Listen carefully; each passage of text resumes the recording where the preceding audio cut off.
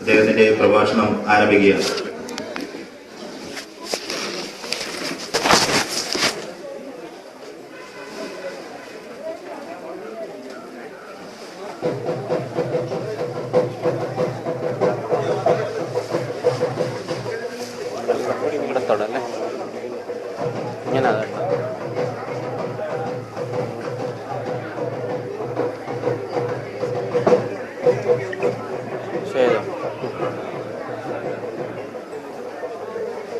recording.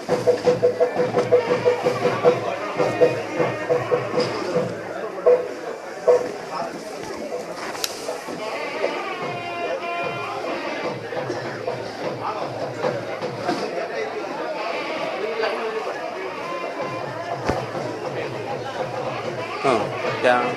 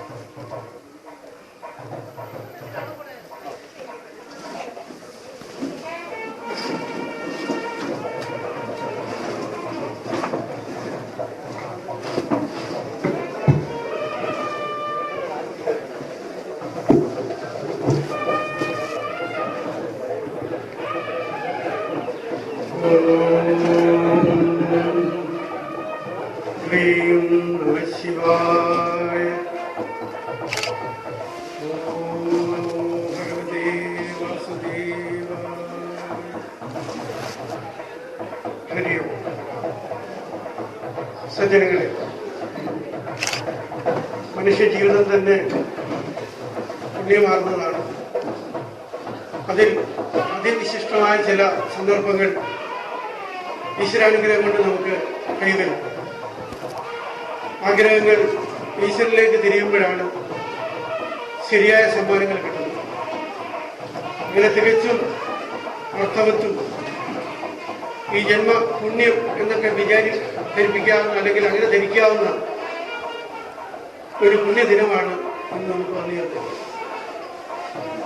എൻ്റെ മുന്നിലിരിക്കുന്ന സുഹൃത്തുക്കളായ എല്ലാ കന്യാത്മാക്കൾക്കും സ്വാഗതം ആശംസിച്ചുകൊണ്ട്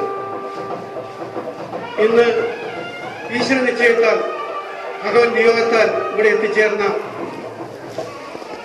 ജന്മപുരുഷൻ ശ്രീ MK രാമേന്ദ്രൻ സാർ അവരെ സ്വാഗതം ചെയ്യുക എന്നൊരു ചെറിയ കർമ്മം നിർവഹിച്ചുകൊണ്ട് കൃത്യസമയത്ത് തന്നെ അദ്ദേഹത്തിന്റെ പ്രഭാഷണം ആരംഭിക്കും. അതിനെ പ്രഭാഷണം എന്നാണോ പറയേണ്ടതെന്ന് എനിക്ക് അറിഞ്ഞൂടാ. അദ്ദേഹം ഏറ്റവും ഔചിത്യത്തോടുകൂടി ആ ഒരു കർമ്മം അനുഷ്ഠിക്കും. അതിൽ പൂർണ്ണമായി പങ്കാളികളാവുക, മനസ്സർപ്പിച്ചുകൊണ്ട് പങ്കാളികളാവുക എന്നുള്ളതാണ് കരണീയമായിട്ട് ഈ സന്ദർഭത്തിലുള്ളത്. ഈശ്വരാനുഗ്രഹത്താൽ കഴിഞ്ഞ കുറെ വർഷങ്ങളായി ഈ ക്ഷേത്രാങ്കണത്തിൽ ഞായറാഴ്ച തോറും ഒരു ഭാഗവത ക്ലാസ് നടക്കുന്നു. അതിൽ ആളുകളുടെ എണ്ണം കൂടുകയും കുറയുകയും ഒക്കെ ചെയ്തുകൊണ്ടിരുന്നെങ്കിലും സമീപകാലത്ത് ഒരു ആത്മീയ വിപ്ലവം എന്നൊക്കെ പറഞ്ഞ പോലെ പെട്ടെന്ന് ആൾക്കാരുടെ ഒരു തള്ളിക്കയറ്റം ഉണ്ടായി. വിശിഷ്യ കുട്ടികൾ ഒരു നല്ല ലക്ഷണമായി തോന്നിയതുകൊണ്ട് അതിന് ഔപചാരികമായ ഒരു രജിസ്ട്രേഷൻ നമ്മൾ നേടിയെടുത്തു. ഈ 2013 1-ാം നമ്പറിൽ നമുക്കൊരു രജിസ്ട്രേഷൻ കിട്ടി കൊല്ലം ജില്ലയിൽ. അതിനെ തുടർന്ന് വളരെ സ്ട്രക്ചേർഡ് മാനറിൽ തന്നെ നമ്മുടെ കാര്യങ്ങൾ മുന്നോട്ട് പോവുകയാണ്. 3 മാസം കൂടുമ്പോഴേ ഇതുപോലൊരു സത്സംഗം, എല്ലാ ഞായറാഴ്ചയും സത്സംഗം, അത് പ്രത്യേകിച്ച് വിലക്കുകളൊന്നും കൂടാതെ അവനവന്റെ മനസ്സിൽ ഉരുത്തിരിഞ്ഞു വരുന്ന ആശയങ്ങൾ പ്രകടിപ്പിക്കാനുള്ള അവസരം, സർവോപരി സ്വധർമ്മം എന്ന നിലയ്ക്ക് ഓരോ വ്യക്തിയും അവനവന് ഇഷ്ടമായ മേഖലയിൽ പ്രവർത്തിക്കുമ്പോൾ അതിൽ പൂർണ്ണമായ ആത്മീയമായ ഒരു കാഴ്ചപ്പാട് ഉണ്ടാവണം എന്നുള്ളതാണ് നമ്മൾ വിഭാവനം ചെയ്തിരിക്കുന്നത്. അയാളിന് ഇറച്ചി വിട്ടുകാരാണെങ്കിൽ പോലും ഇത്തരത്തിൽ സ്വന്തം ശക്തിയെ തിരിച്ചറിയാനുള്ള ഒരു ശ്രമമാണ് ഇവിടെ നടക്കുന്നത്. പലപ്പോഴും നമുക്ക് അറിയാൻ പാടില്ലാത്തതും അതാണ് നമ്മുടെ പരാജയം. തന്റെ ഉള്ളിൽ ഇരിക്കുന്ന അതിരുകളില്ലാത്ത അളവുകൾക്ക് അപ്പുറമുള്ള ആത്മചൈതന്യത്തെ കുറിച്ച് ബോധവാനാകും. നമ്മുടെ ഈ ദുരന്തങ്ങൾക്ക്, ദുഃഖങ്ങൾക്ക് കാരണമായി വന്നതിനെ തിരിച്ചറിഞ്ഞിട്ട് ഒഴിവാക്കാൻ ഒരു ശ്രമം നടത്തുക. സർവോപരി നമുക്ക് നഷ്ടമായിക്കൊണ്ടിരിക്കുന്ന മൂല്യങ്ങൾ, നമ്മളെപ്പോഴും പറയുന്ന മൃതപ്രായമായ മൂല്യങ്ങളെന്നോ അല്ലെങ്കിൽ നഷ്ടമായെന്നൊക്കെ പറയുന്ന മൂല്യങ്ങളെ സംരക്ഷിക്കാനൊരവസരം, ഭാരതീയമായ തത്വചിന്തകളുടെ ഒരു ചെറിയ ഘടകമെങ്കിലും ഉൾക്കൊള്ളുക, ഭാരതീയമായ സംസ്കാരത്തിന്റെ മഹത്വം എന്താണെന്ന് തിരിച്ചറിയുക, സർവോപരി മുതിർന്നവരെ ആദരിക്കാനും സ്നേഹിക്കാനും പഠിക്കുക, സഹജീവികളെ സ്നേഹിക്കുക. അങ്ങനെ ലോകത്തിന് മുഴുവൻ ക്ഷേമം ഉണ്ടാവാൻ വേണ്ടി പ്രാർത്ഥിക്കുന്ന ശരിയായ ഭാരതീയന്റെ തത്വചിന്ത സ്വന്തം ബുദ്ധിയിലും ശരീരത്തിലും മനസ്സിലും ഒക്കെ കലർത്തി അവന്റെ ജീവിതം മറ്റുള്ളവർക്ക് ഉപകാരപ്രദമാക്കുന്ന ഒരു പ്രക്രിയയിലേക്ക് കൊണ്ടുവരിക എന്നുള്ളതാണ് ഈ സ്വാധ്യായ സമിതിയുടെ പരമമായ ലക്ഷ്യം. ഇത് ഏതെങ്കിലും ഒരു ഘടകത്തിൽ ഒതുങ്ങുന്നില്ല. ജീവിതത്തിലെ സമസ്ത മേഖലകളിലും കടന്നു ചെല്ലാനും അവനവന്റെ ശക്തിക്കനുസരിച്ച് അവിടെ അവനവന്റെ സംഭാവനകൾ നൽകി എല്ലാവർക്കും ക്ഷേമം ഉണ്ടാകാൻ വേണ്ടി പ്രവർത്തിക്കാനും പ്രാർത്ഥിക്കാനും വേണ്ടിയാണ് നമ്മുടെ ഈ വേദി ഉപകരിക്കുന്നത്. കേവലം ഒരു വിഭവം മാത്രമല്ല നമ്മൾ, മറിച്ച് അനന്തമായ ഊർജ പ്രവാഹം നമ്മളിലുണ്ട്. ഊർജ സ്രോതസ്സാണ് എന്ന് തിരിച്ചറിയാൻ വിശിഷ്യ യുവാക്കൾക്ക്, മുതിർന്ന രക്ഷകർത്താക്കൾക്ക് തങ്ങളുടെ കുട്ടികൾ നാളെ എങ്ങനെ ഇരിക്കണം എന്ന് ഭാരതീയമായ ചിന്തകളിലൂടെ അവരെ വളർത്തിക്കൊണ്ടുവന്ന് ഋഷീശ്വരന്മാർ വിഭാവനം ചെയ്ത ശ്രീ സനാതന ധർമ്മങ്ങളെ ഉൾക്കൊണ്ടുകൊണ്ട് ലോകത്തിന് വഴികാട്ടികളായി മാറാൻ അവരെ പ്രാപ്തരാക്കുന്ന നിലവാരത്തിലേക്ക് ഉയർത്തിക്കൊണ്ടുവരിക എന്ന ശ്രമം തുടങ്ങി വെച്ചിട്ടേ ഉള്ളൂ. ചെറുതെങ്കിലും അതിന് നല്ലൊരു ആവേശം കാണുന്നുണ്ട്. ഒരുപക്ഷെ ഇന്നത്തെ ഈ പ്രോഗ്രാമിന്റെ പിന്നിലുള്ള ശക്തിയും ഈ കുട്ടികളുടെ ഇച്ഛാശക്തിയാണ്. ഇന്ന് അവരുടെ പ്രവർത്തനങ്ങൾ കാണുമ്പോൾ നമുക്ക് കൂടുതൽ ഊർജ്ജം ലഭിക്കുന്നു. നമുക്കിത് കൂടുതൽ പ്രവർത്തിക്കാനുള്ള ഒരു ആവേശം ഉണ്ടാകുന്നുണ്ട്. ഈശ്വരാനുഗ്രഹം കൊണ്ട് അതൊക്കെ മുന്നോട്ട് കൊണ്ടുപോകും എന്ന് ഉറപ്പുണ്ട്. കാരണം ഒരൊറ്റ ഫോൺ വിളിയിലൂടെ ഇന്ന് 4ാമത്തെ പുസ്തകം കൂടി പുറത്തിറങ്ങിയതിനു ശേഷം ഒരു സെക്കൻഡ് വീട്ടിലിരിക്കാൻ കഴിയാതെ പോകുന്ന രാമേന്ദ്ര സാറിന്, നമുക്ക് ഏവർക്കും പ്രിയങ്കരനായ രാമേന്ദ്ര സാർ ഒരൊറ്റ ഫോൺ വിളിയിലൂടെ ബന്ധിക്കാൻ കഴിയുമെന്ന് എനിക്കൊരു വിശ്വാസമില്ല. ഞാൻ ഫോൺ വിളിച്ചിട്ട് പറഞ്ഞു, മൈനാഗപ്പള്ളിയിൽ നിന്ന് വിളിക്കുകയാണ്, ശ്രീകുമാർ എന്നൊരു വ്യക്തിയാണ്, ഇങ്ങനൊരു ചടങ്ങുണ്ട്, അതിന് അങ്ങ് വരണം. ഈ ഉദ്ഘാടനം പോലും അദ്ദേഹത്തോട് ഞാൻ പറഞ്ഞില്ല, അതൊരു സസ്പെൻസ് ആയിട്ട് ഇരുന്നോട്ടെന്ന് വിചാരിച്ചു. അദ്ദേഹം കൃത്യസമയത്ത് മുമ്പ് എത്തിച്ചേർന്നു. ആ കമ്മിറ്റ്മെന്റ് അതാണ്. അദ്ദേഹം തുടങ്ങി വെച്ച ഒരു വിപ്ലവം തന്നെയുണ്ട്, ആത്മീയ വിപ്ലവം. എന്തുകൊണ്ടാണ് എപ്പോഴും ഈ പേര് പലരുടെയും നാവിൽ കത്തിക്കളിക്കും? കഴിഞ്ഞ 4 പുസ്തകങ്ങളിൽ വിശേഷിച്ച് ആദ്യത്തെ ബുക്ക് ഇറങ്ങിയപ്പോൾ തന്നെ അത് ജാതിമത ഭേദമിന്റെ എല്ലാവരെയും എങ്ങനെയൊക്കെ ആകർഷിച്ചു. എന്താണ് അതിന്റെ പുറകിൽ നിന്നുള്ളത് ഗണിതമായി നോക്കിയാൽ നമുക്ക് കണ്ടെത്താനാവും. അതിനൊരു പ്രത്യേക ധാരണ തന്നെയുണ്ട്. ഇപ്പോഴത്തെ പുസ്തക കച്ചവടക്കാരോട് ചോദിച്ചാൽ അവർ പറയും ഏറ്റവും അധികം പുസ്തകങ്ങൾ വിറ്റഴിക്കുന്നത് ഒന്ന് ആത്മകഥാപരമായിട്ടുള്ള പുസ്തകങ്ങൾ, രണ്ടാമത് ഈ യാത്രാക്കുറിപ്പുകൾ, അനവധി സഞ്ചാര കൃതികൾക്ക് വളരെ പ്രചാരമുണ്ട്. പക്ഷേ അതിൽ നിന്നൊക്കെ വ്യത്യസ്തത ഉണ്ട്. അതിലുടനീളം പ്രകടമായിരിക്കുന്ന വളരെ നിഷ്കളങ്കമായ ഒരു ഭാവമുണ്ട്. അതിലുപരി ഈ കാണുന്ന സർവ്വ സൗന്ദര്യ വസ്തുക്കൾക്കകത്തെയും ആത്മീയമായ ഊർജത്തെ കവർന്നെടുക്കുന്ന ഒരു രീതി നമുക്ക് കഴിയാതെ പോകുന്നത്. അതുകൊണ്ടാണല്ലോ ഒരു മരം കണ്ടാൽ അതിനെ എത്ര ഉരുപ്പടി തീരും എന്ന് ചിന്തിക്കുന്നവരാണ് നമ്മൾ പലരും. പക്ഷെ ആ മരത്തിന്റെ പ്രത്യേകത അറിയാനാണ് രാമേന്ദ്ര സാറിന്റെ പുസ്തകം നമ്മളെ സഹായിക്കുന്നത്.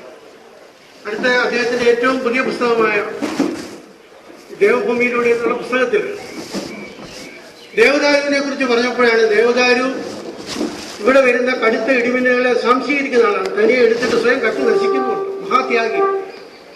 അതാണ് ആ മരത്തിന്റെ ഏറ്റവും വലിയ പ്രത്യേകത, ത്യാഗത്തിന്റെ പരിവേഷം. അതേ അതിൽ തന്നെ പറയുന്നു, ആൽമരവും ഈ ഇടിയെ വലിച്ചെടുത്തിട്ട് ഭൂമിക്ക് അടിയിലേക്ക് കൊടുക്കുകയാണ്. അനന്തമായ ധാതു ലവണങ്ങളെ നമുക്ക് വേണ്ടിയിട്ട് മെറ്റൽസിനെയൊക്കെ ഉണ്ടാക്കിയെടുക്കാൻ വേണ്ടി എത്ര വലിയ കർമ്മങ്ങളാണ് അവർ അനുഷ്ഠിക്കുന്നത്. ഇത് മുഴുവൻ ഊറ്റിക്കുടിക്കുന്ന നമ്മൾക്ക് മരിക്കാൻ തുടങ്ങുന്ന ഒരു തടാകത്തിന്റെ കഥ എന്ന് പറയാനുള്ളൂ. അപ്പൊ പ്രകൃതിയുമായിട്ടുള്ള ബന്ധം ഈ പുസ്തകങ്ങളിൽ ആഴത്തിൽ പതിഞ്ഞിരിക്കുന്നു. ആ പ്രകൃതിയിലൊക്കെ ഈശ്വരനെ കാണാനും അതിന്റെ ഓരോ വരികൾക്കകത്തും ആത്മീയത തുളുമ്പി നിൽക്കുന്നു. അതുകൊണ്ടാണ് നമ്മുടെ യഥാർത്ഥ ആത്മാവിനെ തിരിച്ചറിയാം. വായിക്കുമ്പോഴേ നമ്മുടെ ശരിയായ ഈ കറന്റ് ബോധമല്ല ഇതിനകത്ത് വരുന്നത്, നമ്മുടെ ആത്മീയ ബോധം തന്നെ ഉണരുന്നു. അവിടെ ആ പുസ്തകം കയ്യിൽ കിട്ടിയാൽ അത് എത്രയും വേഗം വായിച്ചു തീർത്ത്, വിശേഷിച്ച എന്റെ ഒരു പ്രാക്ടീസ് അനുസരിച്ച് കിടന്നുറങ്ങുന്നതിന് മുമ്പ് ഒരു അധ്യായം തീർത്തിട്ട് കിടന്നുറങ്ങുമ്പോഴേ ഒരു വല്ലാത്ത നിർവൃത്തി ഉണ്ടാവും. അപ്പൊ ഇത്തരത്തിൽ ഓരോ മനുഷ്യ മനസ്സുകളുടെ ഉള്ളിൽ ആത്മീയതയുടെ ഒരു പ്രകാശം പരത്തുവാൻ ഈ പുസ്തകങ്ങൾ കഴിയുന്നു എന്നുള്ളത് തന്നെയാണ് അതിന്റെ പ്രത്യേകത എന്നാണ് ഞാൻ വിശ്വസിക്കുന്നത്. അദ്ദേഹം എഴുതി വരുമ്പോൾ അതിലൊരു വിദേശികളെ കണ്ടുമുട്ടുന്ന ഒരു രംഗം പറയുന്നുണ്ട്.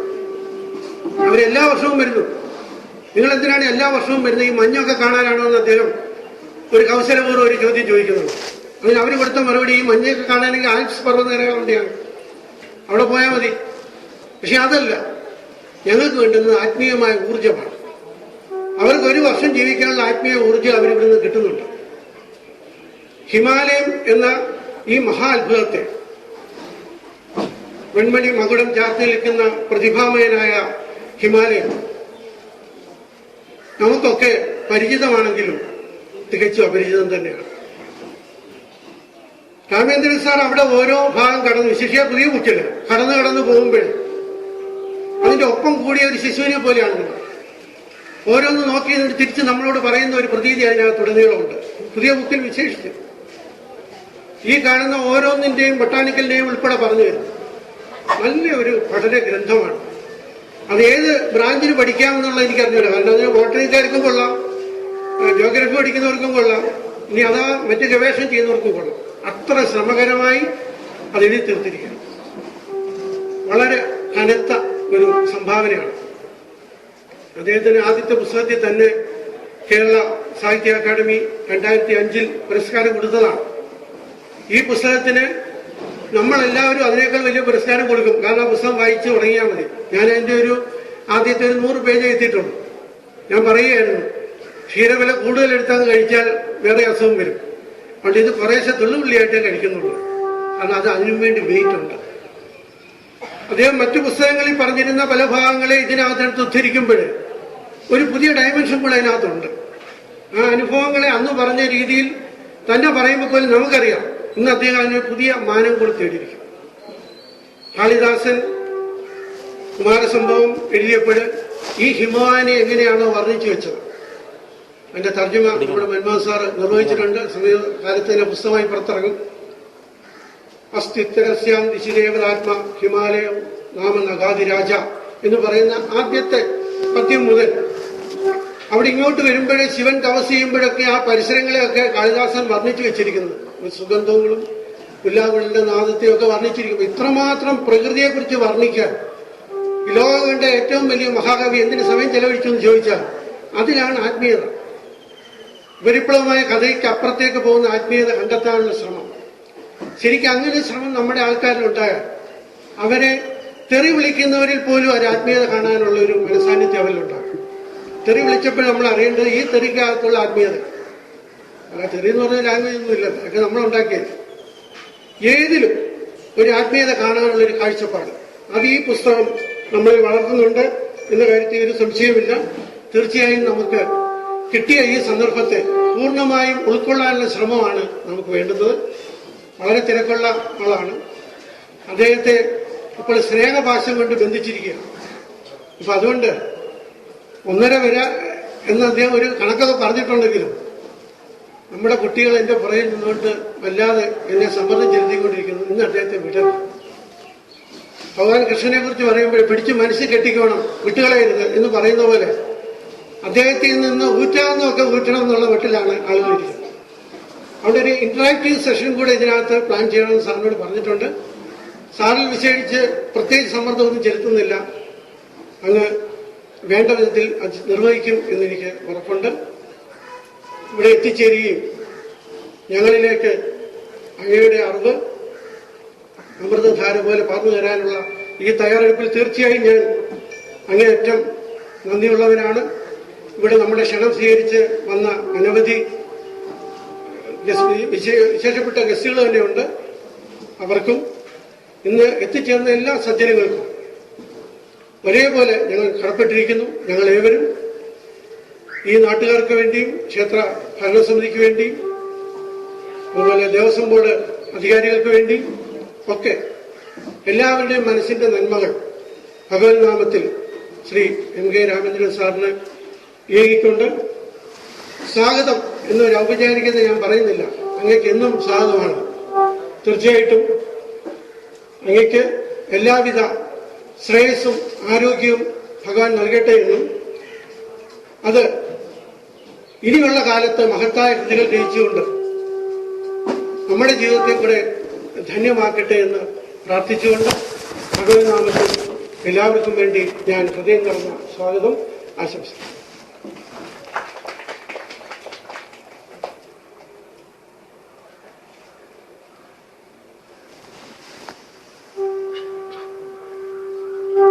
ഓം നമഃ ശിവായ. ഓം നമഃ ശിവായ. ഓം നമഃ ശിവായ.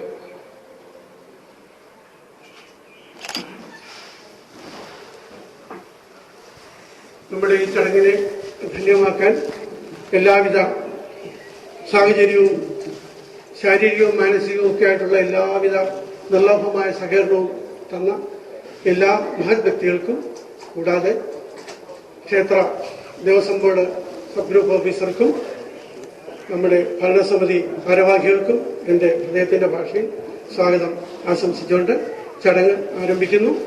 പൂർണ്ണമായും ഇത് ഉൾക്കൊള്ളുക. ഇന്ററാക്റ്റീവ് സെഷൻ വരുമ്പോൾ ചോദിക്കാനുള്ള ചോദ്യങ്ങൾ മനസ്സിൽ കുറിച്ച് വയ്ക്കുക. ഓം നമഃ ശിവായ.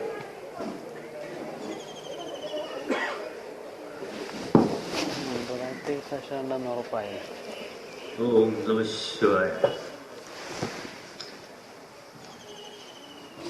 വെട്ടിക്കാട് മഹാദേവ ക്ഷേത്രത്തിലെ ഭാഗവത സ്വാധ്യായ സന്ധ്യ ഉദ്ഘാടനമാണ് ഞാനിവിടെ നിർവഹിച്ചത്. ഇത്തരത്തിലുള്ളൊരു ചടങ്ങുണ്ടെന്ന് ഇവിടെ വന്നപ്പോഴാണ് അറിയുന്നത്. എന്തായാലും അങ്ങനെ ഒരു സംരംഭം തന്നെ ഈ ഇതിനോടനുബന്ധിച്ച് തുടങ്ങുന്നു എന്ന് പറയുന്നത്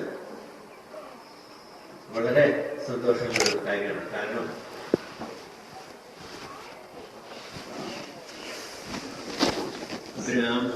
ഒരു കാലത്ത് നമ്മുടെ ഇടയിൽ ബ്രാഹ്മിൻസ് മാത്രമാണ് സ്വാധ്യായം നടത്തുന്നത്. അതവരുടെ systematic study of Vedic and ഇതിഹാസ പുരാണം അതിൻ്റെ ഒരു വിഷയമാണ് സ്വാധ്യായം. ഇത് അവർ മാത്രമല്ല, ബാക്കിയുള്ളവർ കൂടി പഠിച്ച് മനസ്സിലാക്കേണ്ടതാണ്. ഒരുപക്ഷെ ബ്രാഹ്മിൻസിന്റെ ഈ അക്ഷീണമായ ഈ ശ്രമത്തിന്റെ ഫലമായിട്ടാണ് ഈ ഭാരത സംസ്കാരം ഇന്ന് കാണുന്ന പോലെ നിലനിൽക്കുന്നത്. പുതിയ യുഗത്തില് ഇതിനെക്കുറിച്ച് ധാരാളം വിമർശനങ്ങളൊക്കെ ഉള്ള ഒരു കാലഘട്ടമാണ്. അതൊന്നും ഞാൻ കണ്ടില്ല എന്ന് വയ്ക്കുന്നില്ല. പക്ഷെ അതൊക്കെ അതിന്റെ ഭാഗമായിട്ട് നടക്കുന്നു മാത്രം. പക്ഷെ ഒരു കാര്യം ഉറപ്പാണ്, വേദങ്ങളും അതിനോടനുബന്ധിച്ചുള്ള വേദാംഗങ്ങളും ഉപവേദങ്ങളും അതിൽ നിന്ന് ഉരുത്തിരിഞ്ഞു വന്ന ബ്രാഹ്മണങ്ങളും സംഹിതകളും ആരണ്യങ്ങളും ഉപനിഷത്തുകളും അതിൽ നിന്ന് രൂപപ്പെട്ട പുരാണ ഇതിഹാസങ്ങളും ഇന്ന് ഈ കാണുന്ന വിധത്തില് ഭാരതത്തിന് ലഭിച്ചതും നിലനിർത്താനും കാരണം ബ്രാഹ്മിൻസാണ്.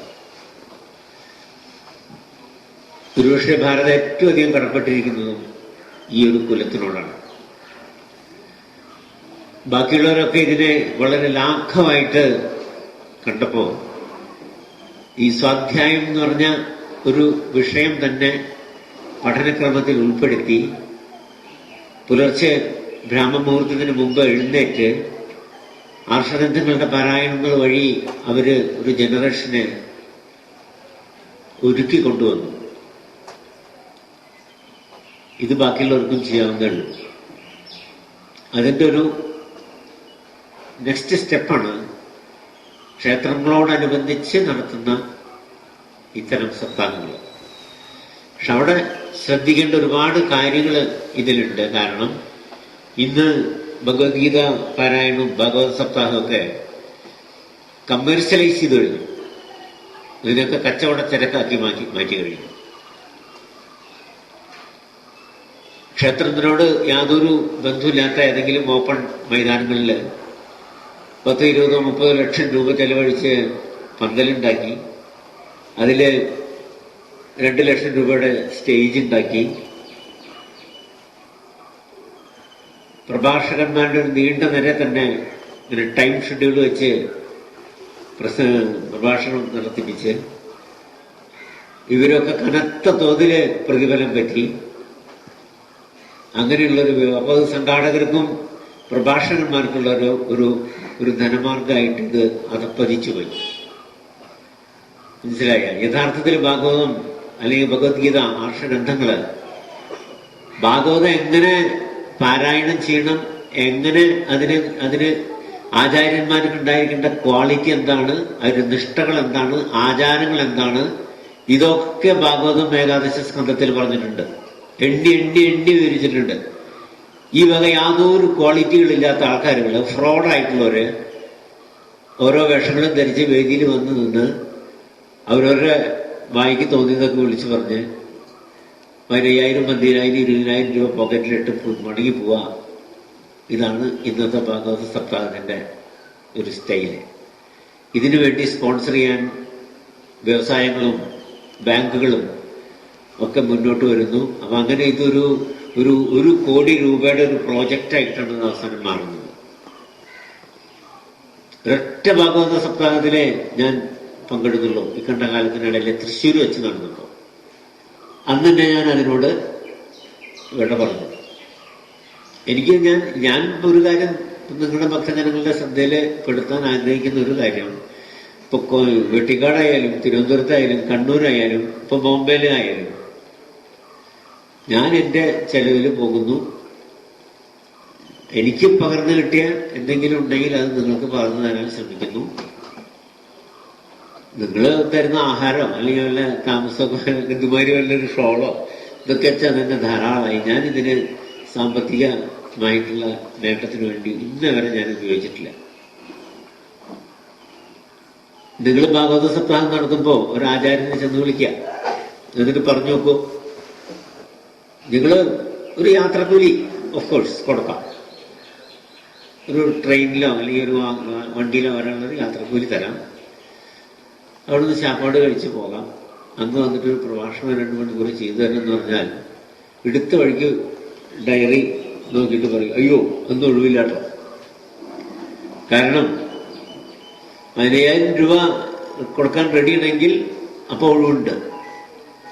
മനസ്സിലായ? അപ്പൊ അത് ഇങ്ങനെ കച്ചവടം വൽക്കരിക്കാനുള്ള ഒരു സംഭവമല്ല ഭാഗവതം, ഭഗവത്ഗീത തുടങ്ങിയ ആർഷഗ്രന്ഥങ്ങൾ. പക്ഷെ ഇതിനെ പോപ്പുലറൈസ് ചെയ്യാൻ എന്ത് ചെയ്യും എന്നൊരു ചോദ്യമുണ്ട്.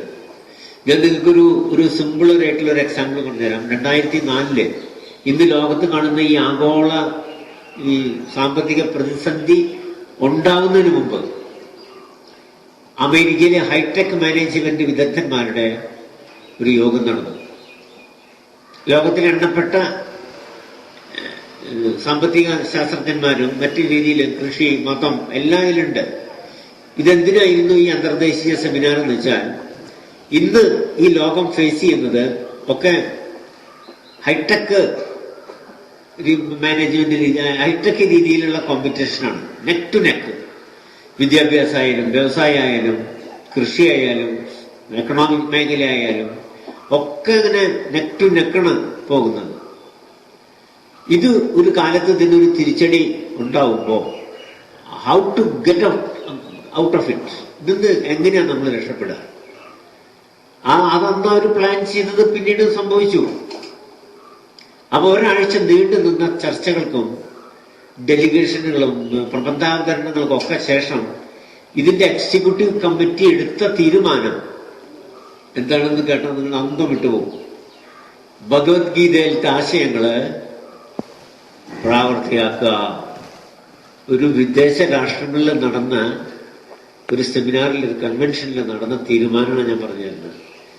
അവരുടെ നോട്ടത്തില് ഇന്ന് ലോകകണ്ടയിൽ വെച്ച ഏറ്റവും ക്രിസിസ് മാനേജ്മെന്റ് വിദഗ്ധൻ അൺഡൗട്ടഡ്ലി, യാതൊരു സംശയമില്ലാതെ ഭഗവാൻ ശ്രീകൃഷ്ണനാണ്.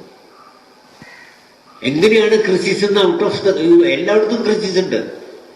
ഒരു വീട്ടിൽ ക്രിസിസ് ഉണ്ടാവും, ഒരു ഗ്രാമത്തിലുണ്ടാവും, ഒരു ജില്ലയിലുണ്ടാവും, സ്റ്റേറ്റിലുണ്ടാവും, രാഷ്ട്രത്തിലുണ്ടാവും, ഇന്റർനാഷണലി ഉണ്ടാവും, എല്ലായിടത്തും ഉണ്ട് ക്രിസിസ്. ഈ crisis how to get out of it, ഇതിന് എങ്ങനെയാണ് നമ്മൾ രക്ഷപ്പെടുക? ഈ തന്ത്രപരമായ ഈ നീക്കത്തിന് അവര് കണ്ട, ലോകം കണ്ടതിൽ വെച്ച ഏറ്റവും പ്രഗത്ഭനായ മാനേജ്മെന്റ് വിദഗ്ധൻ ശ്രീകൃഷ്ണനാണ്.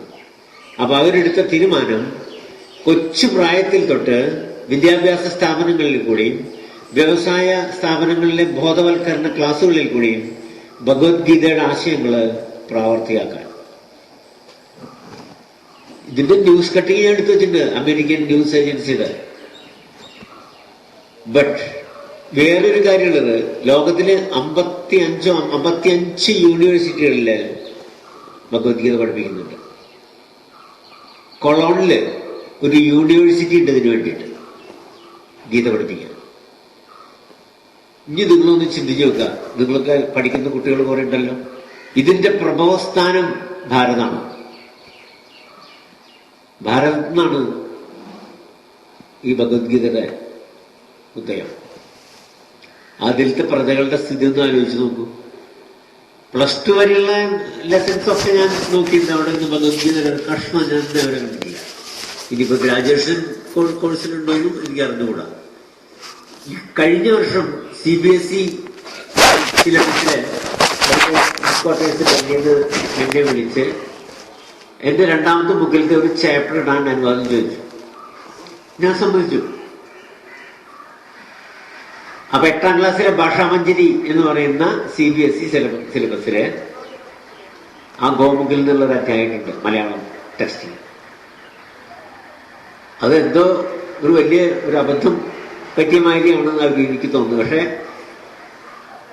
ഇന്നത്തെ എഡ്യൂക്കേഷൻ സമ്പ്രദായത്തില് നമുക്കൊക്കെ അറിയാം, ഇതൊക്കെ രാഷ്ട്രീയവൽക്കരിച്ചു പോയി. ആർഷകൃതികളെക്കുറിച്ചോ ആർഷഗ്രന്ഥങ്ങളെക്കുറിച്ചോ ഇതിനെക്കുറിച്ചോ യാതൊരു ജ്ഞാനം ഇല്ലാത്തൊരു തലമുറയാണ് ഇന്ന് വളർന്നു വരുന്നത്. അപ്പൊ ഇതിന്റെ പ്രഭവസ്ഥാനത്തുള്ള ആൾക്കാർക്ക് തന്നെ ഇതിനെക്കുറിച്ചുള്ള ബോധമില്ല എന്ന് പറയുമ്പോൾ ഒരു രാഷ്ട്രത്തിന്റെ ആ ശോച്യമായ അവസ്ഥ ഒന്ന് ആലോചിച്ച് നോക്കൂ. ഇതിന് പരിഹാരം ചെയ്യാൻ ഇന്നത്തെ രാഷ്ട്രീയ പരിസ്ഥിതിയിലെ ഈ കേരളത്തിലും അല്ലെങ്കിൽ മറ്റ് സ്റ്റേറ്റുകളിലും ഒന്നും ബുദ്ധിമുട്ടാന്ന് തോന്നുന്നുണ്ട് എനിക്ക്. സംസ്കൃതം തന്നെ അപ്രത്യക്ഷമായിക്കൊണ്ടിരിക്കുന്ന ഒരു കാലഘട്ടമാണ്. പക്ഷെ ഹിമാചൽ പ്രദേശിലും ഹിമാലയത്തിന്റെ ബാക്കി ഭാഗങ്ങളിലൊക്കെ സംസ്കൃതം നിർബന്ധ വിഷയമാണ്. അപ്പൊ ആ വ്യത്യാസം നോക്കൂ. അപ്പൊ ഭാഗവതായാലും ഭഗവത്ഗീത ആയാലും മറ്റു പുരാണങ്ങളെ ഇതിഹാസങ്ങളൊക്കെ ആയാലും ഈ കുട്ടികൾക്ക് ഇതേക്കുറിച്ചൊരു ജ്ഞാനം ഉണ്ടാക്കി കൊടുത്താലേ ഈ കലിയുഗം കടന്നു കിട്ടാൻ നമ്മൾക്ക് പ്രാപ്തി ഉണ്ടാവുള്ളൂ.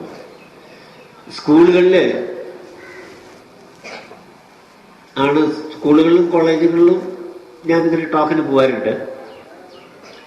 അപ്പോൾ പ്രത്യേകിച്ച് ഈ ചിന്മയ മിഷനോ അല്ലെങ്കിൽ മറ്റു രീതിയിലുള്ള വിദ്യാലയങ്ങളിലൊക്കെ ആണെങ്കിൽ മിക്ക കുട്ടികൾക്കും ഭഗവത്ഗീത ഏത് ടെക്സ്റ്റിൽ നിന്ന് എടുത്തതാണെന്ന് ചോദിച്ചാൽ ഉത്തരമില്ല. ഭഗവത്ഗീത ഒരു സ്വതന്ത്ര കൃതിയല്ല, അതൊരു ടെക്സ്റ്റിലത്തെ ഒരു ചാപ്റ്ററാണ്. അത് ഏതാണെന്ന് ചോദിച്ചാൽ ചില മിടുക്കന്മാരും ഉത്തരം പറയുന്നല്ലാതെ അതേക്കുറിച്ചുള്ള അറിവില്ല. മഹാഭാരതത്തിലത്തെ ഒരു അധ്യായമാണ് ഭഗവത്ഗീത എന്നുള്ളത് പോലും നമ്മുടെ ജനറേഷൻ അറിയുന്നില്ല. അപ്പൊ ഇതേക്കുറിച്ച് ഇതിനൊക്കെ പരിഹാരം ഉണ്ടാക്കാനുള്ള ഒരു മാർഗം ഈ കണ്ണി കണ്ട ഓരോരോ സ്ഥലങ്ങളിലോ മറ്റു സ്ഥലത്തൊക്കെ പോയിട്ട് ഭഗവത്ഗീതയും ഭാഗവതവും പാരായണം നടത്തുന്നത് കേൾക്കാൻ വേണ്ടി നിങ്ങൾ ഉത്സാഹം കാണിക്കുന്നുണ്ട്. പക്ഷെ നിൽക്കുന്നുണ്ട് എന്തെങ്കിലും ഗുണമുണ്ടെന്ന് ചിന്തിച്ചു നോക്കാം. ഇല്ല. നേരെ മറിച്ച് ഒരു ക്ഷേത്ര സന്നിധിയില് ആ ചുരുങ്ങിയ സ്ഥലപരിമിതിയിൽ നിന്നുകൊണ്ട് സ്വാധ്യായം മാതിരി ഇത് പ്രാക്ടീസ് ചെയ്യാം. പക്ഷെ യഥാർത്ഥത്തില് വേണ്ടത് ഇത് അവനവൻ തന്നെ വായിക്കുകയാണ്. ഇതൊക്കെ പഴയ കാലത്ത് നമ്മുടെ ആചാരങ്ങളായിട്ട് നമ്മുടെ വീടുകളിൽ ഉണ്ടായിരുന്നു. രാമായണമായാലും ഭഗവത്ഗീത ആയാലും ഭാഗവതായാലും അവനവന്റെ വീടുകളില്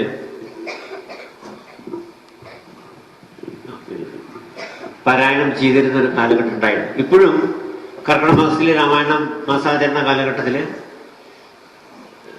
ഈ രാമായണ വായനയുണ്ട്. ഒരൊറ്റ കാര്യത്തിൽ നമ്മൾ ചിന്തിച്ചു നോക്കിയാൽ മതി. ഈ ഭഗവത്ഗീത ഒക്കെ വായിക്കുമ്പോൾ ഗഹനമായിട്ട് നമ്മൾ ചിന്തിച്ചു നോക്കുമ്പോൾ ഒരു കാര്യം, ഈ അർജുനൻ സാധാരണക്കാർക്ക് വേണ്ടിയിട്ട് ഈ ചോദ്യം ഭഗവാനോട് ചോദിക്കുന്നുണ്ട്. അഥ കേന പ്രയുക്തോയം പാപം ചരതി പൂരുഷ അനിച്ഛിന്ന വിവർഷണയ ബലാധിപ നിയോജിത. എന്താണ് ഭഗവാനെ ഞങ്ങൾ ഈ സാധാരണക്കാർക്ക് തെറ്റ് ചെയ്യാൻ തോന്നുന്നു, വേണ്ടാത്ത ചെയ്യാൻ തോന്നുന്നു, മനസ്സാക്ഷിക്ക് വിരുദ്ധമായിട്ട് പ്രവർത്തിക്കാൻ തോന്നുന്നു, മനസ്സാകെ കലുഷിതമായി പോകുന്നു. വൈ? എന്താണ് ഇതിന്റെ കാരണം? അപ്പോ അർജുനോട് ഭഗവാൻ പറഞ്ഞ മറുപടി, നീ വിജ്ഞാനത്തിലേക്ക് വാ, കം ടു വിസ്ഡം. നീ അറിവിലേക്ക് വരാനല്ല പറഞ്ഞത്, നീ നോളജിലേക്ക് വരാനല്ല പറഞ്ഞത്. വിസ്ഡം, വിജ്ഞാനത്തിലേക്ക് വാ. എന്താണ് വിജ്ഞാനവും അറിവും തമ്മിലുള്ള വ്യത്യാസം? എന്താ വിജ്ഞാനം എന്ന് പറയുന്നത്?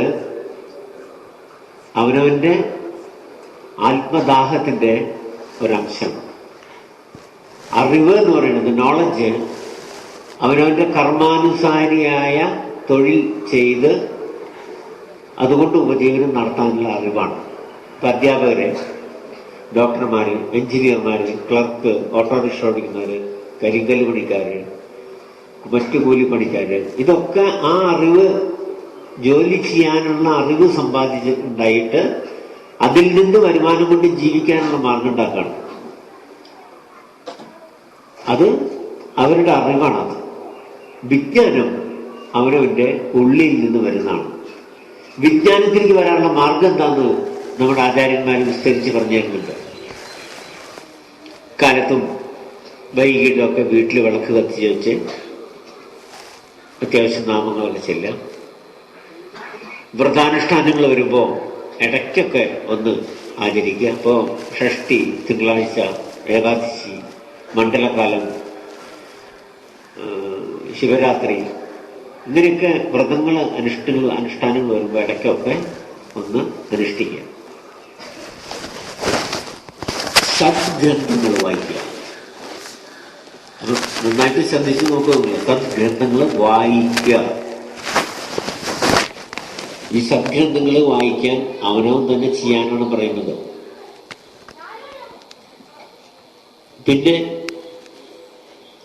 ഈ ഏകാഗ്രത ഉണ്ടാക്കിയെടുക്കാനുള്ള ക്രിയായോഗ സംബന്ധമായിട്ടുള്ള അതിൻ്റെ ബേസിക് ആയിട്ടുള്ള അറ്റ്ലീസ്റ്റ് നമ്മുടെ കോൺസെൻട്രേഷൻ ഏകാഗ്രതയെങ്കിലും ഉറപ്പിച്ചെടുക്കാനുള്ള മാർഗം അത് കുറേശ്ശെ നോക്കുക. പിന്നെ പർപ്പസ്ഫുള്ളി, അതായത് കരുതി കൂട്ടി ഒരാളെ ഉപദ്രവിക്കാതിരിക്കുക.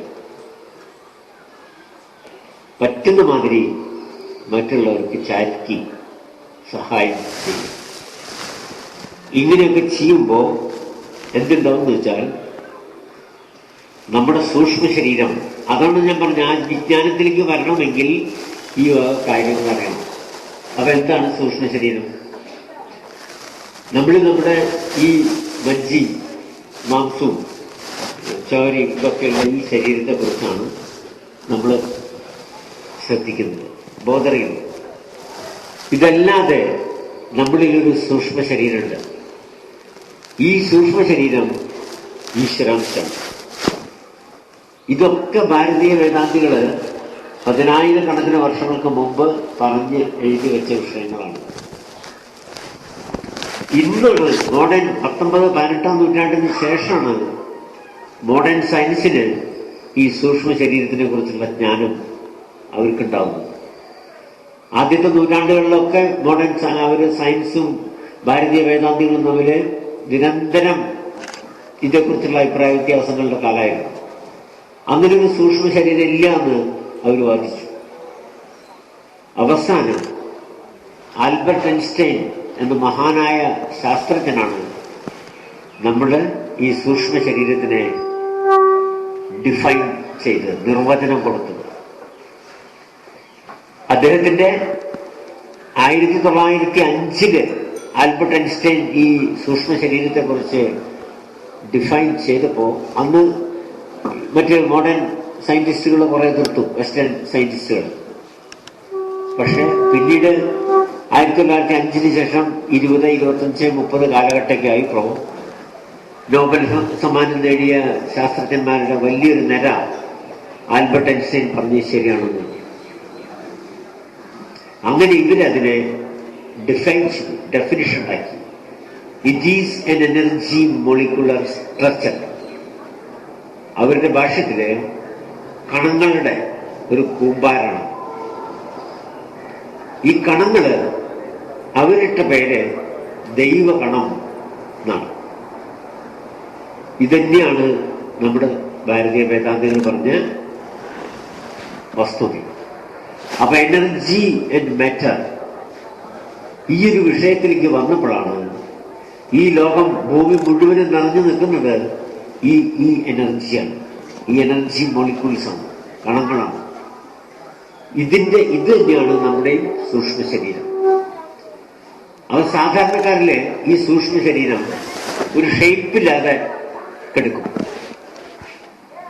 ഒരു ഷേപ്പും ഉണ്ടാവില്ല. ഉരുണ്ടിട്ടോ ചതഞ്ഞിട്ടോ നീണ്ടിട്ടോ അങ്ങനെ ഒരു രൂപം. നമ്മള് ആധ്യാത്മിക വൃത്തിയിൽ കൂടി ഇതിനെ നമ്മുടെ ഒരു നിഴൽ രൂപമാക്കും. ഒരു നിഴൽ രൂപം പറഞ്ഞപ്പോൾ തല, കഴുത്ത്, ചെസ്റ്റ്, കുടല്, കയ്യ്, കാല്, ആ ഒരു രൂപത്തിലേക്ക് ഇതിന് കൊണ്ടുവരണം.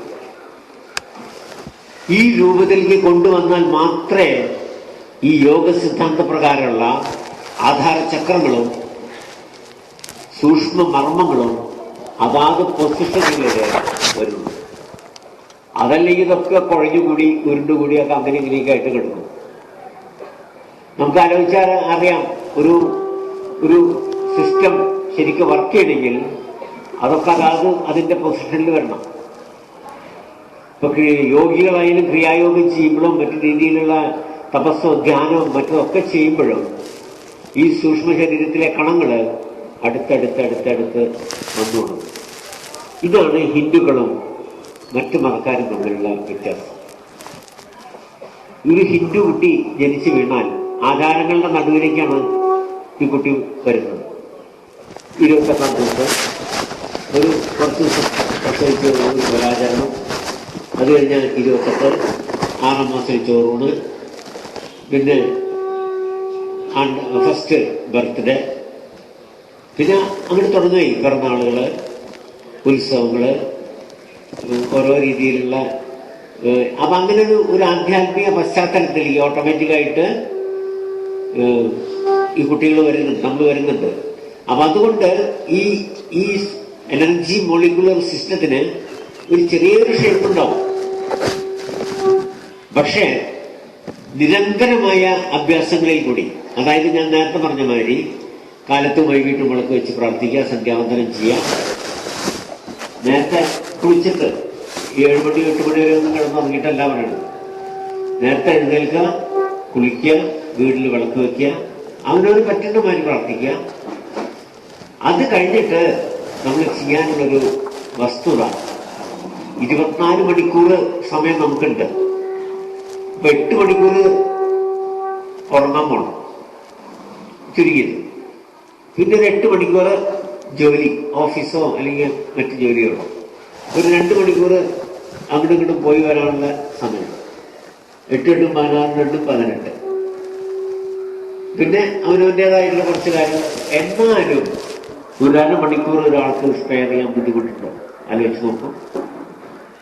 എത്രയൊക്കെ തിരക്കുണ്ടെങ്കിലും ഇപ്പൊ ഈ കാലത്ത് എഴുന്നേറ്റ് ദീപം കൊളുത്തി ഒരു 15 മിനിറ്റ് ഇതിനു വേണ്ടി ചെലവഴിക്കാം. ഭഗവത്ഗീത എടുത്തു വയ്ക്കുക. ഇതൊക്കെ മലയാളത്തില് ഗ്രന്ഥങ്ങളിൽ അവൈലബിൾ കിട്ടും, വലിയ വിലയൊന്നുമില്ല. ആ ഭഗവത്ഗീതയുടെ ഒരു 4 ശ്ലോകം, ആദ്യത്തെ ഒരു പേജിൽ 4-5 ശ്ലോകം അത് വായിക്കുക. അതിന്റെ അർത്ഥം അവനവൻ തന്നെ വായിച്ച് മനസ്സിലാക്കുക. ഇപ്പൊ ഫസ്റ്റ് ശ്ലോകം വായിക്കുമ്പോൾ ധർമ്മക്ഷേത്രേ കുരുക്ഷേത്രേ സമവേദായുത്സവ മാമക പാണ്ഡവശ്ചൈവ കിമകുർവ സഞ്ജയ. അത് വായിക്കാൻ മലയാളത്തിൽ നമുക്കറിയാം. അതിന്റെ അർത്ഥം അതിന്റെ അടിയിൽ കൊടുത്തിട്ടുണ്ട്. യുദ്ധസന്നദ്ധരായി നിൽക്കുന്ന പാണ്ഡവന്മാരും കൗരവന്മാരും പിന്നീട് എന്താണ് ചെയ്തത് സഞ്ജയ, ഇത് നമുക്ക് വായിക്കാം. തുടർന്നുള്ള ആ 4 ശ്ലോകം 5 ശ്ലോകം ഒരു പേജ് വായിച്ചാൽ ഒരു അടയാളം വെച്ചിട്ട് മടക്കി വയ്ക്കാം. ഇതേമാതിരി തന്നെ ഭാഗവതവും നമ്മളൊരു 5 ശ്ലോകം വെച്ച് ഒരു ദിവസം വായിച്ചാൽ 2-3 മാസം കൊണ്ട് നമുക്ക് ഭഗവത്ഗീത ഒരാവർത്തി വായിക്കാം, വീണ്ടും സ്റ്റാർട്ട് ചെയ്യാം. ഇത് ക്രമേണ കുട്ടികളിലേക്ക് നിർബന്ധമാക്കാം. ഇതേമാതിരി തന്നെ ഭാഗവതവും ഏതെങ്കിലും ഒരു സ്കന്ധം തുടങ്ങുക, കുറച്ച് വായിക്കുക, അടച്ചു വയ്ക്കുക. ഈ ഒരു ചിട്ട ഓരോ ഹിന്ദു കുടുംബത്തിലും ഉണ്ടായാൽ ഈ ആധ്യാത്മിക വൃത്തിയുടെ ആരംഭമായി. സൂര്യ നമസ്കാരം ചെയ്യാനും ഗായത്രി മന്ത്രം ജപിക്കാനും ഒന്നും യാതൊരു ബുദ്ധിമുട്ടുമില്ല. ഇതൊക്കെ പ്രിന്റ് ചെയ്ത പുസ്തകങ്ങൾ നമുക്ക് കിട്ടും. ഇത് നോക്കി പഠിച്ച് ഈ സൂര്യനെ നോക്കി ഗായത്രി മന്ത്രം ജപിക്കാൻ എന്ത് ബുദ്ധിമുട്ടാണ് നമുക്കുള്ളത്. ഒരു കാലഘട്ടത്തിൽ ഇതിനൊരു എഗനിസ്റ്റ് ആയിട്ടൊരു പ്രൊപ്പഗാൻഡ ഉണ്ടായിരുന്നു. ഗുരുവിൽ നിന്ന് ലഭിച്ചിട്ട് വേണം ഗായത്രി മന്ത്രം ജപിക്കാൻ, അല്ലെങ്കിൽ അബദ്ധാണ്, നത്തിങ് ഡൂയിങ്, ഒരു കുഴപ്പമില്ല. ആർക്ക് വേണ്ടി ജപിക്കാനാണ് നമ്മുടെ ഋഷീശ്വരന്മാര് ഈ ഗ്രേറ്റ് ആയിട്ടുള്ള ഈ മന്ത്രത്തിന് ഇപ്പൊ എന്റെ അടുത്ത് വരുന്ന നിരവധി പേര് പല രീതിയിലുള്ള പ്രോബ്ലങ്ങളും കൊണ്ടുവരുന്നവരോടും ഞാൻ പറയാനുള്ളത്, നിങ്ങൾ കാലത്ത് എഴുന്നേൽക്കുക, കുളിക്കുക, ദീപം തെളിയിക്കൂ, റൈസിങ് സണ്ണിനെ നോക്കിയിട്ട് ഒരു 7 മണിക്കുള്ളിൽ ഉള്ള സൂര്യനെ നോക്കിയിട്ട്, അപ്പൊ ആ രശ്മികൾക്ക് ഇളം രശ്മികളാവും നോക്കിയിട്ട് ഈ ഗായത്രി മന്ത്രം ജപിക്കുമ്പോൾ കുറച്ച് കാര്യങ്ങൾ അറിയാനുള്ളത്. ഇപ്പൊ ഓം ഭോർ ഭുവസ്വഹ എന്ന് പറയുമ്പോൾ ഓട്ടോമാറ്റിക്കായിട്ട് നമ്മുടെ ഉള്ളിൽ അർത്ഥം വരണം. 3 ലോകങ്ങളിലും തൽസവിതുർവരണ്യം ഭർഗോ ദേവസ്യ ധീമഹി, ഈ തേജസ്സാണ് ഞങ്ങളെ രക്ഷിക്കുന്നത്, ഞങ്ങളെ, എന്നെയല്ല. ധിയോ യോ ന പ്രചോദയാ, ഇതെന്നും നിലനിൽക്കണമേ. ഈ അർത്ഥം കറസ്പോണ്ടിങ് ആയിട്ട് നമ്മുടെ ഉള്ളിൽ അപ്പപ്പ വരണം. അർത്ഥം മനസ്സിലാക്കി ചെല്ലാനാണ് ഇത് ഉദ്ദേശിക്കുന്നത്. ഓം സൂര്യായ നമഃ, ഇതാണ് ഇതിന്റെ ഫുൾ രൂപം. ഇത് മിനിമം 8 പ്രാവശ്യമെങ്കിലും ചെല്ലണം. 24 അക്ഷരമുള്ള ഗായത്രിയുടെ 1/3 അക്ഷരങ്ങളുടെ സംഖ്യയെങ്കിലും ഒരു പ്രാവശ്യം ഒരു നേരം ചെല്ലണം. അപ്പൊ മിനിമം 8 പ്രാവശ്യം ഈ മന്ത്രം ഈ ഫുൾ രൂപത്തിൽ ജപിക്കുക. കണ്ണ് തുറന്ന് സൂര്യനെ നോക്കി, സൂര്യകോളത്തിൽ നോക്കുമ്പോൾ ഒരു ബ്ലൂയിഷ് കളറില് സൂര്യൻ വരും, നിൽക്കും. ആ നേരത്തുള്ള രശ്മികള് നമുക്ക് ഏറ്റവും നമ്മുടെ ബുദ്ധിയും നമ്മുടെ ശരീരത്തിനുള്ള രോഗപീഠകളും ഒക്കെ അകറ്റാനുള്ള മന്ത്രങ്ങൾ, ആ മന്ത്രധ്വനിക്ക് കഴിവുണ്ട്. ഈ ഗായത്രി മന്ത്രം ജപിക്കുമ്പോൾ ഒരൊറ്റ കാര്യം നിങ്ങൾ ആലോചിക്കുക. മൂലാധാരത്തു നിന്ന് തുടങ്ങുന്ന ആ ധ്വനി 5 മർമ്മസ്ഥാനങ്ങളിൽ തട്ടിയിട്ട് പുറത്തേക്ക് പോകുന്ന മാതിരിയാണ് ഈ ഗായത്രി ജപിക്കുമ്പോണ്ടാവുന്നത്. ഓം ഓം എന്ന് പറയുമ്പോൾ ശരിക്കും മൂലാധാരം ചുരുങ്ങണം. അല്ലാണ്ട് വെറുതെ വായോണ്ട് ഓം എന്ന് പറഞ്ഞ പോരാ.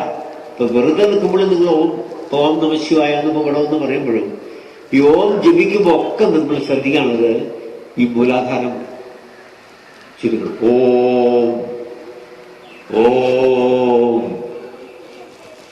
ഈ ധ്വനികൾ അത് കഴിഞ്ഞാൽ തൽ സവിതുർവരണ്യം ഭർഗോ ദേവസ്യ ധീമഹി, ഇതിനൊക്കെയുള്ള അക്ഷരങ്ങൾ വരുമ്പോ ധീ ഇതൊക്കെ പറയുമ്പോൾ ഇവിടെ ആകെ വൈബ്രേറ്റ് ചെയ്യും. ഈ ധ്വനികളാണ് പുറത്തേക്ക് പോകുന്നത്. ആ രീതിയിൽ ഈ ഗായത്രി മന്ത്രം ജപിച്ച് ഈ ചിട്ടകള് കാലത്ത് ഇതൊക്കെ ചെയ്യാൻ ഗായത്രി മന്ത്രം 8 പ്രാവശ്യം ജപിക്കാൻ, ഞാൻ ഇപ്പൊ ഈ പറഞ്ഞ മാതിരി ജപിക്കാൻ എത്ര മിനിറ്റ് വേണമെന്ന് അറിയാം നിങ്ങൾക്ക്? 4 മിനിറ്റ് മാക്സിമം. ഇത്രയും നിങ്ങൾക്ക് സ്പെയർ ചെയ്യാൻ പറ്റില്ലേ നമുക്ക്? അതേമാതിരി തന്നെ ഈ ആർഷഗ്രന്ഥങ്ങള് ഭാഗവതായാലും ഭഗവത്ഗീതയായാലും രാമായണായാലും അവനോ തന്നെ വായിക്കാൻ പറഞ്ഞതിന്റെ കാരണം അതാണ്. ശബ്ദത്തിന് ഈശ്വരന്റെ ഏറ്റവും അനുഗ്രഹമുള്ളൊരു സംഭവമാണ് ശബ്ദം. മനുഷ്യന്റെ ഈ ഇന്ദ്രിയങ്ങളില് ശബ്ദത്തിന് ഒരുപാട് ഗുണങ്ങളുണ്ട്. നാദബ്രഹ്മത്തിൽ നിന്നാണ് ഓരോ ശബ്ദവും ഓരോരുത്തരെയും മൂലാധാരത്തിൽ വന്ന് പതിക്കുന്നത്. ഈ കുഞ്ഞ് അമ്മയുടെ വയറ്റില് 10 മാസം കിടക്കുമ്പോൾ, ഞാനിതൊക്കെ 4ാമത്തെ ബുക്കിൽ വിശദമായിട്ട് പറഞ്ഞിട്ടുണ്ട്. അമ്മയുടെ വയറ്റിൽ 10 മാസം കിടക്കുമ്പോൾ കുട്ടി സംസാരിക്കുന്നില്ല, സൗണ്ടില്ല, യാതൊന്നുമില്ല. ലേബർ റൂമില് കുട്ടി ജനിച്ച് നഴ്സിന്റെയോ ഡോക്ടറുടെ കയ്യിൽ വരുമ്പോ പെട്ടെന്ന് ഒരു നിമിഷത്തിൽ ഈ കുട്ടി പൊട്ടിക്കരയാണ്. നാദബ്രഹ്മത്തിൽ നിന്ന് കോടാനു കിലോമീറ്റർ അകലെയുള്ള നാദബ്രഹ്മത്തിൽ നിന്ന് കുട്ടിയുടെ മൂലാധാരത്തിലേക്ക് ഈ സൗണ്ട് വന്ന് കുത്തുന്ന പോലെ പതിക്കുമ്പോഴാണ് ഈ പൊട്ടിക്കരച്ചിൽ. കരഞ്ഞുകൊണ്ടല്ലാണ്ടൊരു ജനനം ഈ ലോകത്തിൽ നടക്കുന്നില്ലല്ലോ, ആലോചിച്ചു നോക്കൂ. അപ്പോഴാണ് ജീവനും ഗ്രഹങ്ങളും തമ്മിലുള്ള ആ എർത്തിങ്, എല്ലാത്തിനും ഒരു എർത്തിങ് വേണം. ആ എർത്തിങ് നടക്കുന്നത് അപ്പോഴാണ്. അതാണ് സൗണ്ട്. അപ്പം മൂലാധാരത്തിന്റെ പ്രത്യേകതയും മൂലാധാരത്തിൽ നിന്ന് പുറപ്പെട്ട 5 മർമ്മസ്ഥാനങ്ങളിൽ തട്ടി പുറത്തേക്ക് വരുന്ന സൗണ്ടിന്റെയും ആ ഇമ്പോർട്ടൻസ്, പ്രാധാന്യം നമുക്ക് മനസ്സിലാക്കാം. അതുകൊണ്ടാണ് പറയുന്നത് ആർഷഗ്രന്ഥങ്ങള് അവനവൻ തന്നെ വായിക്കണം. അതിന്റെ ചിട്ട അങ്ങനെ വെക്കാൻ കാരണം എന്താ വെച്ചാൽ ആർഷകൃതികൾ മുഴുവനും സംസ്കൃതത്തിലാണ്. സംസ്കൃത പദങ്ങളിലാണ് ഈ രീതിയിലുള്ള വൈബ്രേഷൻ ഉണ്ടാവുന്ന പദങ്ങൾ മുഴുവനും വരുന്നത് സംസ്കൃത പദത്തിലാണ്. മലയാളത്തിൻ്റെ പല പദങ്ങളും നോക്കുമ്പോൾ ഉച്ചാരണം പലപ്പോഴും ചുണ്ടുകൊണ്ട വരാം. പൂവ് പൂവ് നോക്കൂ, പൂവ് 2 ചുണ്ടണം, പൂവ്. അങ്ങനെ നിരവധി പദങ്ങളുണ്ട്. പക്ഷേ എന്നെ വിളിച്ച് ഭൂരിഭാഗം സംസ്കൃത പദങ്ങളും അതാണ് സംസ്കൃതം. ഋഷിമാരുടെ സംസ്കൃതത്തിന് ഉള്ള പ്രത്യേകത അവരാ വാക്കുകൾ, ഓരോ വാക്കുകൾ, ഇപ്പൊ കാളിദാസന്റെ വാക്കുകളായാലും മാഘന്റെ ആയാലും ആ വാക്കുകൾ, ആക്റ്റായിട്ടുള്ള വാക്കുകൾ അവർ ഉപയോഗിച്ചിരുന്നത് ഈ ബോഡി സൂക്ഷ്മ ശരീരത്തിന് ഉത്തേജനം ഉണ്ടാവാൻ വേണ്ടിയുള്ള വൈബ്രേഷൻ ഉണ്ടാവാൻ വേണ്ടിയിട്ടാണ്. അപ്പൊ അതുകൊണ്ടാണ് ആർഷകൃതികൾ അവനോ തന്നെ വായിക്കണം എന്ന് പറയുന്നത്. ഇപ്പൊ നിങ്ങൾ ഭാഗവത സപ്താഹം നടത്തുന്ന ഒരു സ്ഥലത്ത് യഥാർത്ഥത്തില് പഴയകാലത്തെ ക്ഷേത്രങ്ങളില് ഈ സ്വാധ്യായം നടത്തിയ ബ്രാഹ്മൺസ് പാരായണം നടത്താറുണ്ട്. ഒരാളും 10-20 ആൾക്കാരുണ്ടാവുള്ളൂ കേൾക്കാൻ. ഒരു തോർത്തുകൊണ്ട് നിലത്ത് വിരിച്ചിട്ട് ഈ ബുക്ക് വെക്കുന്ന ആ ഒരു തടിയുടെ ഒരു പാഡിൽ വെച്ചിരുന്ന് ഈ ഭാഗവതം വായിച്ച അർത്ഥം പറഞ്ഞു തരും. അവരർത്ഥം പറഞ്ഞു തരുമ്പോ എന്താണോ അതിന്റെ സത്ത അതാണ് പറഞ്ഞു തരുന്നത്. അല്ലാതെ ഇപ്പൊ ഇവിടെ ഓരോരുത്തരും ടി വിയില് ഇരുന്ന് പറയണ കേൾക്കാം, എന്താ ഭഗവാനും അങ്ങനെ തോന്നാൻ, എന്താ അങ്ങനൊക്കെ അങ്ങനെ ഒരു കുശുമ്പ് തോന്നാൻ, ഇതൊന്നും ഈ സഭ്യതയില്ലാത്ത പദപ്രയോഗങ്ങളൊന്നും ഈ ആർഷ ഗ്രന്ഥങ്ങൾ വ്യാഖ്യാനം ചെയ്ത് പറയാൻ പാടില്ല. ഞാൻ അതുകൊണ്ട് ആദ്യം പറഞ്ഞു നിങ്ങളോട്, എങ്ങനെയുള്ളവനാവണം ഭാഗവതം പാരായണം ചെയ്യേണ്ടത് ഭഗവത്ഗീത എന്ന് ഭാഗവതത്തിന്റെ തന്നെ ഏകാദശ സ്കന്ധത്തിൽ പറഞ്ഞിട്ടുണ്ട്, വിസ്തരിച്ചിട്ട്. അയാൾക്ക് ഉണ്ടാവേണ്ട ഗുണങ്ങൾ എന്താണ്, അയാളുടെ ആചാരം എന്താണ്, അയാൾക്ക് ബ്രഹ്മചര്യമുണ്ടോ, അയാൾ അനുഷ്ഠാനങ്ങൾ പാലിക്കുന്നുണ്ടോ, ഇതൊക്കെ നോക്കിയിട്ടുള്ള ആൾക്കാരുകൾ വേണം നിങ്ങൾക്ക് ഭാഗവതം പാരായണം ചെയ്തു തരാൻ. അതല്ലെങ്കിൽ ഭഗവത്ഗീത പാരായണം ചെയ്തു തരാം.